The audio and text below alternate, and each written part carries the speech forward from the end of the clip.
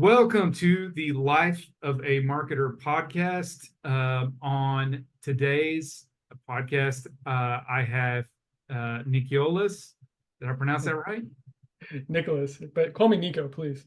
Nico. Okay. Nico, thanks for jumping on the podcast with us. He is an agency owner like myself, so I'm excited to have him on the podcast. Nico, can you just introduce yourself? Tell us about who you are and what you do, what your agency does.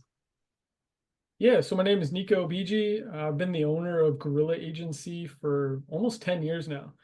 And the simplest form of what we do is we're a full service agency that really primarily works with small business owners, trying to give them the same standard of quality that, a New York agency or any of these big agencies would give at a fraction of the price to make it accessible for them to reach their goals.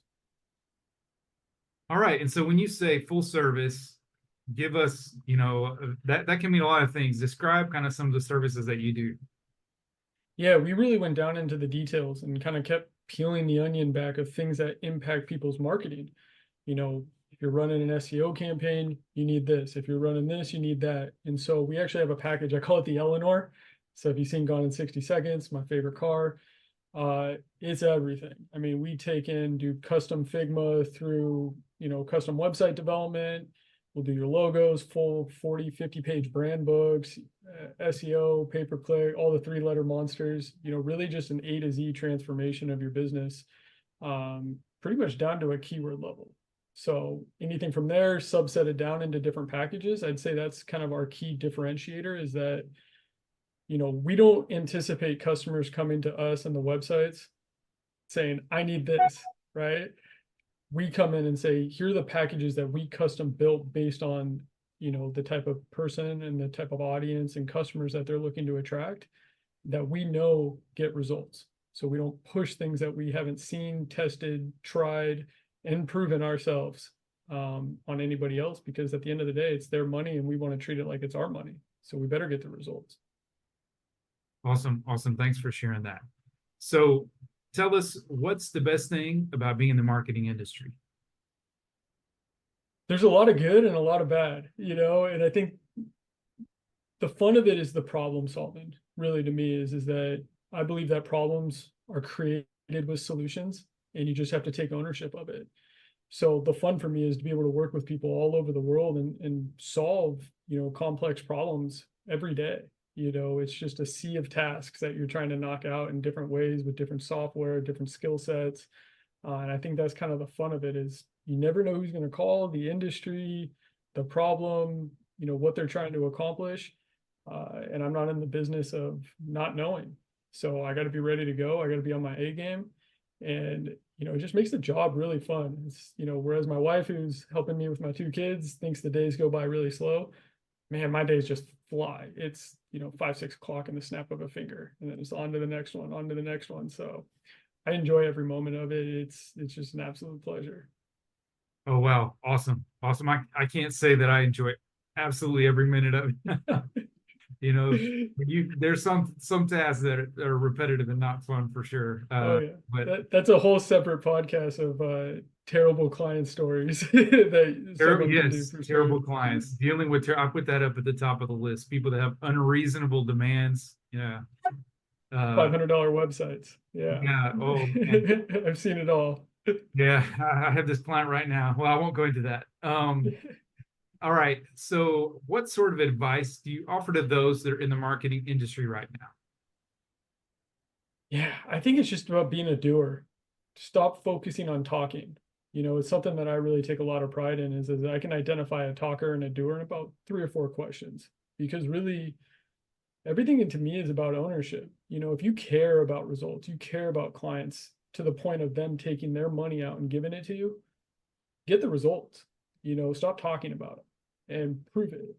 And I think that's the biggest difference I see is, I'd probably say 80% of the clients I have came from someone else. And it's everything you've ever seen, no analytics installed on their websites. All the details are missed. There's no, customer service. There's all these little intangibles that I think people overlook because they're chasing the money. But what they're forgetting about is that there's someone on the other end paying that. And so to me, best advice I can get is focus on long-term value for clients. How do you keep people around? phone calls and web forms. Get that phone ringing, no one's ever going to get rid of you. Solve problems, no one's ever going to get rid of you. But the second you kind of isolate yourself into, oh, we only do this, well, you're just telling your client is go pay somebody else.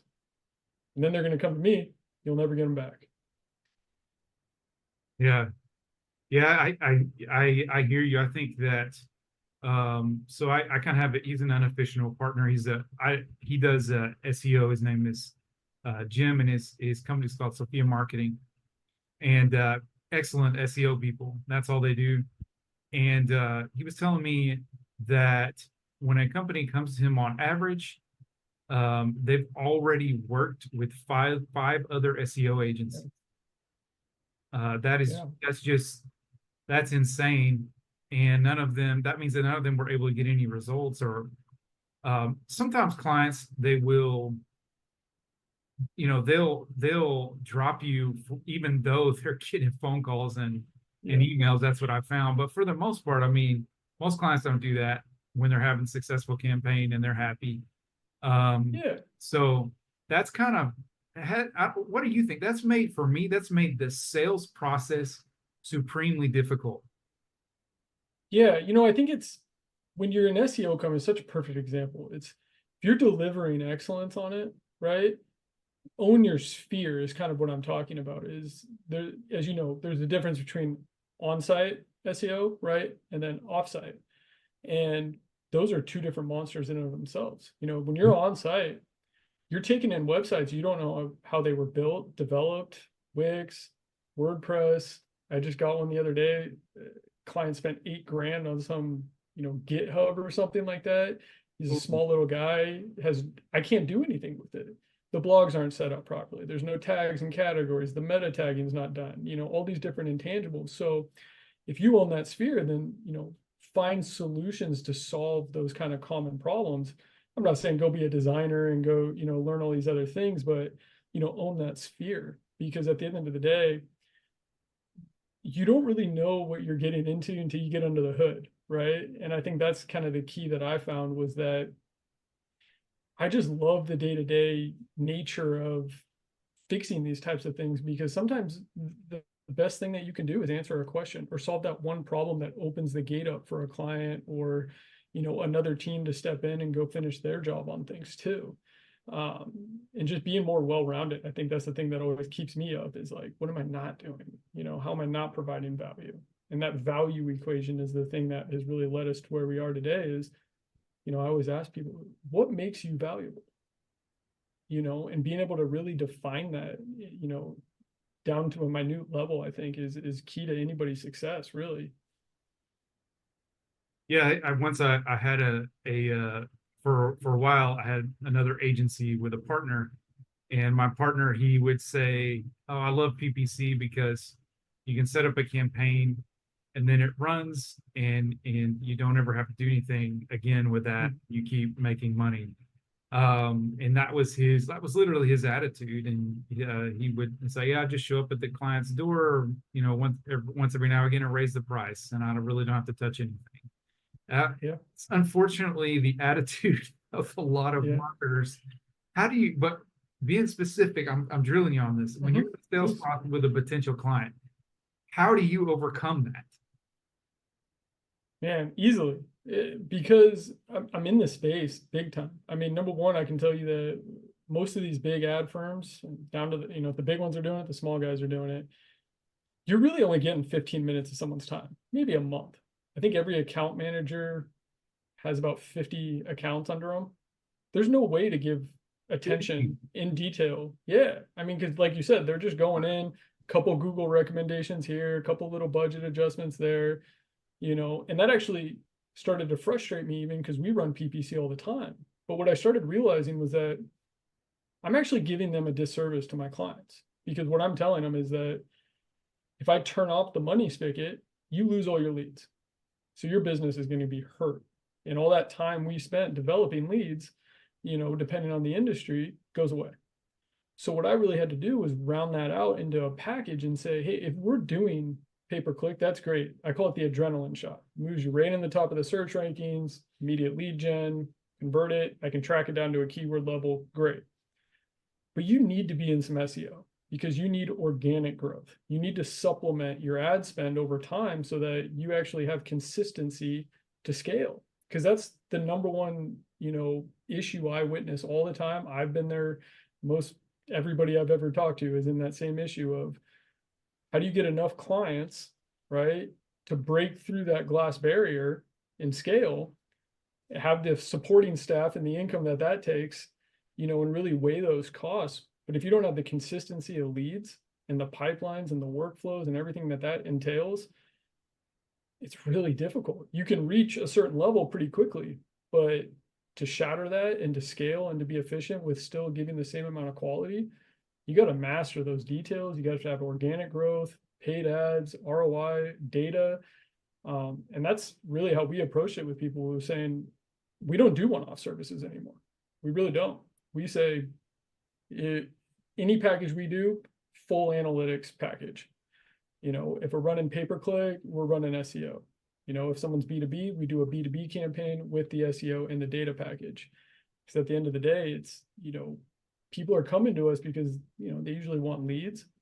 But I kind of identified what they really want too, which is, that opportunity to scale, consistency, structure, to know when their money's coming and to be able to track it to an ROI, ROAS, whatever KPI you want to hit it with. Essentially what they're saying is, if I give you money, I want to make some money. Because if you're not making money on your marketing, it's PR. Go hire a PR campaign, burn your cash, go get a billboard out on the highway. It's all good, But, to really move these things and do it right, you got to be a master of the details and the fundamentals. And I think that's really the key, is laying a solid foundation for people. So whatever the investment is, I tell my clients, whether you use me in the future or not, you go to any other marketing company, they're going to call me up and say, man, thank you for doing all this, because, we could have just picked right back up where you left off because everything is perfect. Because why not? Why not be excellent? It's just a little bit of extra work. Awesome. Thanks for sharing that. We're gonna switch gears now, as this podcast we keep it pretty short, but what other successful people in marketing like yourself would you like to acknowledge that should be on the podcast? Yeah, I love this question. So number one, I always have to give, my main man, Karan. He's when I was really building up to scale, and really going through all these things we were just talking about, the pricing, the packages, the system. I mean, it was a crazy moment. I had my second kid and just all this stuff that was going on. And Karan just helped me with he's a guy that, like, when I send something, I'm careful about sending it to him because it's done tomorrow. It is just no excuses, no nothing. It's done and done. And he just works so hard.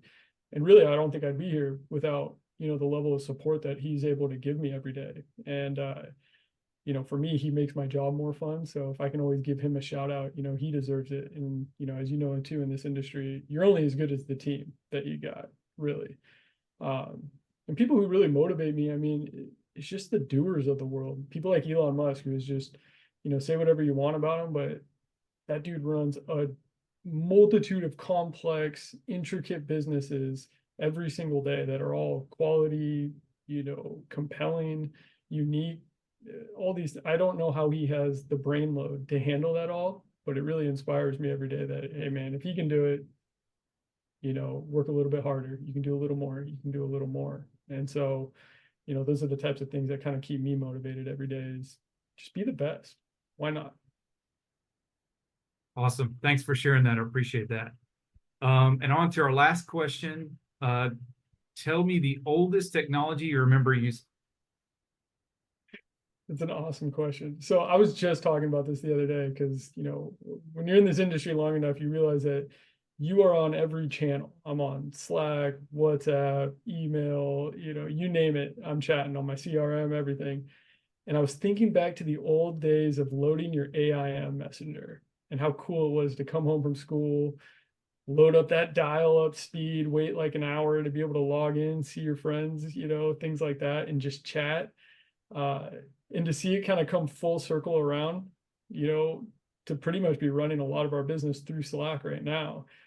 is really cool that just that simple little messaging service, is now full circle back to where we are today. And it's awesome. It's just so perfected in its simplicity that I just love that. So I definitely remember AIM just being my first real, dive into technology, if you will.